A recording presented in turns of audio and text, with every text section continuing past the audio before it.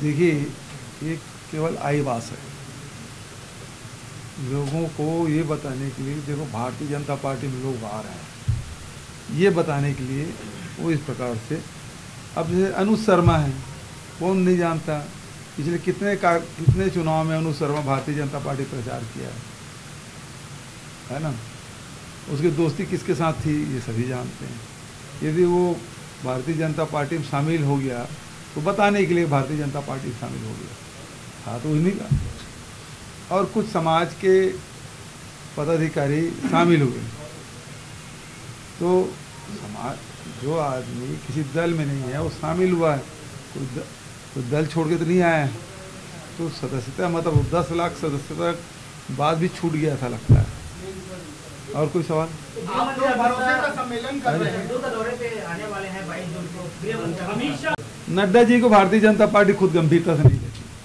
आपने देखा है कि वो केंद्रीय कार्यालय भारतीय जनता पार्टी का किस प्रकार से अमित शाह जी उसको धक्का दे के पीछे हाथ पकड़ के खींच रहे हैं उसको।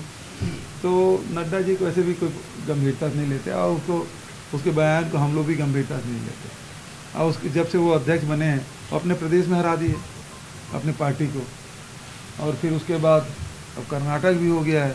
तो लगातार नड्डा जी, अब उसको चुना कौन है ये आज तक नहीं पता चला, दूसरा कार्यकाल। तो उसके बाद में कौन गंभीरता से ले। और जहाँ तक कि राहुल जी की बात है, तो राहुल जी तो नफरत के बाज़ार में मोहब्बत की दुकान खुले हुए हैं, और जहाँ जाते हैं वो प्यार की बात करते हैं, मोहब्बत की बात करते हैं, जोड़ने की बात करते हैं। और उसको तकलीफ है क्योंकि बिना लड़ाई झगड़े के भारतीय जनता पार्टी का अस्तित्व खतरे में पड़ जाएगा। जब तक कि दो समाज के लोग नहीं लड़ेंगे, दो धर्म के लोग नहीं लड़ेंगे, दो भाई भाई नहीं लड़ेंगे, तब तक कि इनका स्वार्थ सिद्धि नहीं हो सकता।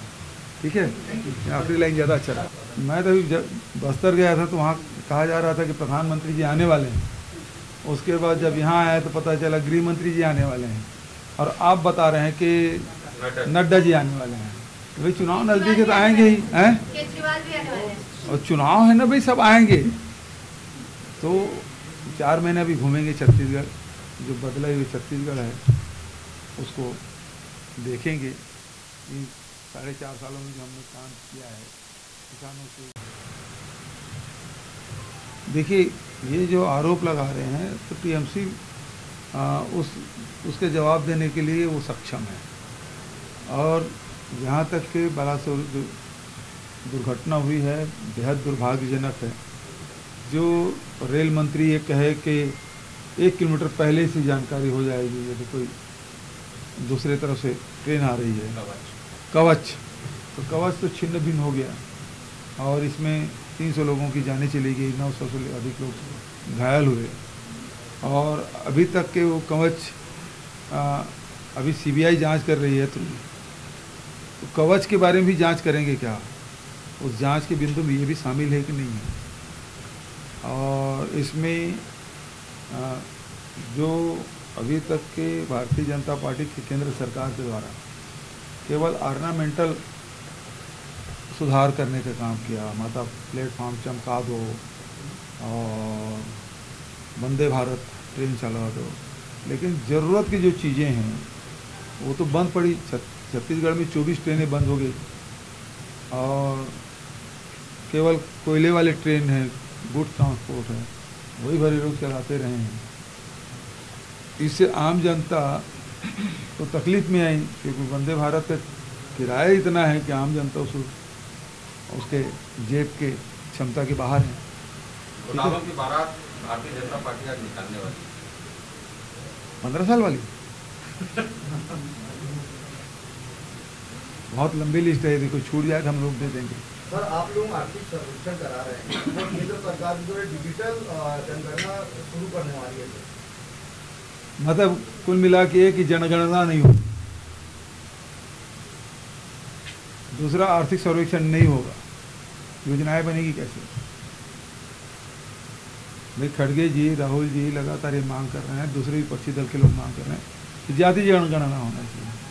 क्योंकि इन 75 सालों में जहां हम लोग पहुंचे हैं, ऐसे चाहे वो एससी हो, एसटी हो, ओबीसी हो, अपर क्लास के लोग हो, माइनॉरिटी हो, उसमें भी बहुत सारे ऐसे जातियां हैं जो पिछड़ गई। तो जब तक कि उसका सामाजिक सर्वेक्षण नहीं होगा, आर्थिक सर्वेक्षण नहीं होगा, तो पता कैसे चलेगा कि अपर क्लास में भी देखेंगे बहुत सारे ऐसी जातियां हैं जो अपर क्लास में तो आते हैं, लेकिन उनकी आर्थिक स्थिति उसमें कोई बदलाव नहीं आया है, बल्कि कमज़ोर हो गया है। एससी में, एसटी में देखेंगे, ओबीसी में देखेंगे, बहुत सारी जातियां हैं जो उसका लाभ नहीं ले पा रहे, वंचित हैं। तो आपके पास ये डाटा होगा, घर घर जब तक कि नहीं जाएंगे तब तक कि आप जानकारी कैसे इकट्ठा कर पाएंगे। और जब आपके पास जो जानकारी नहीं होगी तो योजना किस प्रकार से बनाएंगे।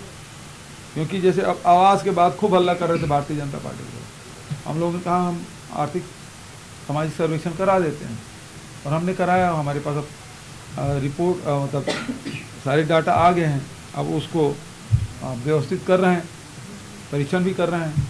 तो वो कितने आवासहीन हैं, किसके पास एक कमरा है, किसी एक कमरे एक मकान है, 2 कमरे एक मकान है, किसी के पास कच्ची है, किसी के पास पक्की है, कौन गैस सिलेंडर उपयोग कर रहा है, कोई नहीं कर रहा है, शौचालय का उपयोग हो रहा है नहीं हो रहा है, ये जानकारी हम लोग ले रहे हैं।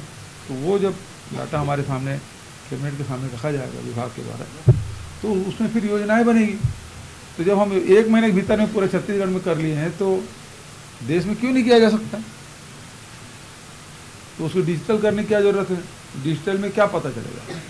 जब तक कि आप घर में तो सारे लोग लिख देंगे हम आवासहीन हैं, तो क्या मान लेंगे? तो जब तक कि सरकारी कर्मचारी घर में जाके खुद अपने आंखों से नहीं देखेंगे, उनके घर के मुखिया से लेके जानकारी नहीं भरेंगे, तो वो जो डाटा आएगा वो विश्वसनीय नहीं होगा। जी सर, केंद्रीय नेतृत्व आ रहा है, देखा जा रहा है कि केंद्रीय नेतृत्व आने वाले सभी, और छत्तीसगढ़ की बात किया, प्रदेश अध्यक्ष और रमन सिंह को लेकर पार्टी एक दूसरे को जोड़ नहीं पा रही कार्यकर्ताओं को, ऐसे आरोप लग रहे हैं। क्या मानते हैं कि संबंध है इन दोनों से पार्टी? देखिए, चुनाव आते आते प्रभारी और मत बदल जाए, मुझे इस बात की चिंता है। क्योंकि दुर्गावती जी बदल गई, जामवाल जी आए, उसको सेकंड लाइन कर दिए, फिर क्या जीवी नितिन नवीन जी आए, वो भी अब हाशिए पे है। अब हमारे सीनियर लीडर आए हैं माथुर साहब, तो उसकी भी स्थिति वैसी ना हो जाए, क्योंकि वो बहुत प्रयास करने के बाद इन लोगों को एक मंच में ला नहीं पा रहे हैं। वो अकेले हेलीकॉप्टर में घुमाएं पूरा बस्तर, जब तक स्थानीय नेता नहीं होंगे उसके घूमने से क्या होगा? रमन सिंह भी कमांडो घेरे से बाहर नहीं आ पा रहे हैं। हाँ जी, रमन सिंह कमांडो घेरे से बाहर नहीं आ पा रहे, इसलिए दूरी बनी है कार्यकर्ताओं से, ऐसे भी आरोप लग रहे हैं। भाई वो कार्यकर्ता से दूर हो गए, पब्लिक से दूर हो गए, लेकिन कमांडो घेरा और बढ़ते गया है। भूतपूर्व होने के बावजूद भी वर्तमान मुख्यमंत्री से ज़्यादा सुरक्षा है उनकी।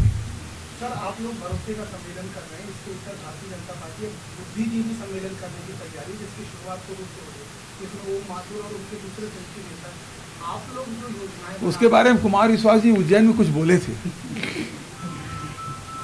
कांग्रेस जब विपक्ष में थी तो पिछले चुनाव के दौरान बीजेपी अक्सर सवाल करती थी कि आपका दूल्हा कौन है। बीजेपी की सिमिलर स्थिति है, अभी कांग्रेस उनसे पूछ रही है कि दूल्हा कौन है। बीजेपी बता, हम लोग नहीं पूछ रहे हैं। बीजेपी तय क्यों नहीं कर पा रही कि उनका दूल्हा कौन है? उसको तो ये सवाल तो उन्हें पूछना चाहिए, क्योंकि वो तय नहीं कर पा रहे हैं। 15 साल के मुख्यमंत्री को बिल्कुल पीछे धकेल कर रख दिया गया, और ना सामने कौन आएगा वो 2-2 बार बदल चुके। तो पहले विष्णुदेव साहब बदल दिए, फिर अरुण साहू जी आ गए, धर्मलाल कौशिक जी थे उसको बदल दिए, नारायण चंदेल जी आ गए। तो अभी एक्सपेरिमेंट चल ही रहा है।